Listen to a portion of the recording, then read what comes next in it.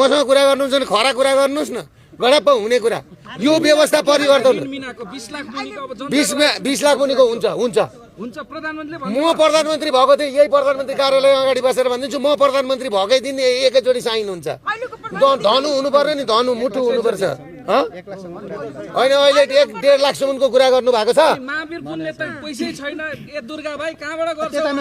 होइन महावीर पुनलाई यस्तो महावीर पुनलाई बिचरा महावीर पुनलाई केही थाहा छैन। उहाँ आफ्नो ऊ गरेर बस्नुभएको मान्छे, मलाई किन मन्त्री बनाए भनेर थाहा छैन। होइन उहाँको विषयमा त्यो छोडिदिनुहोस् कुरा।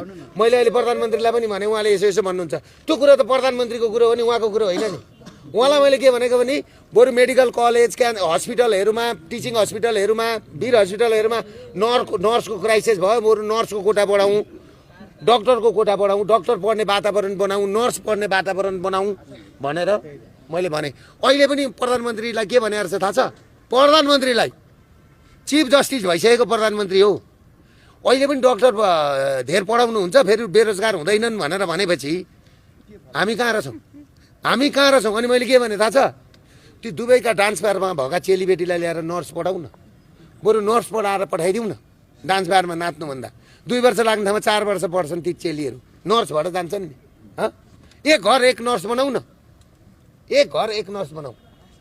समृद्ध नारी बनाउने भने उहाँ इन्डियामा छैन बेटी पढाओ बेटी बचाओ भन्दैन, अभियान छैन? एक नर्स एक घर एक नर्स बनाऊ।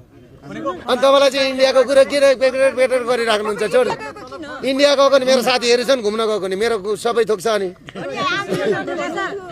अनि इन्डिया जाँदाखेरि आन्दोलन रोकिने, इन्डिया जाँदा आन्दोलन हुने हुन्छ? प्रधानमन्त्रीलाई आज मैले भगवान् माता दुर्गाको, म दुर्गा माताको भक्त भएकोले दुर्गा माताको मूर्ति उहाँलाई हस्तान्तरण गरेँ ठुलो।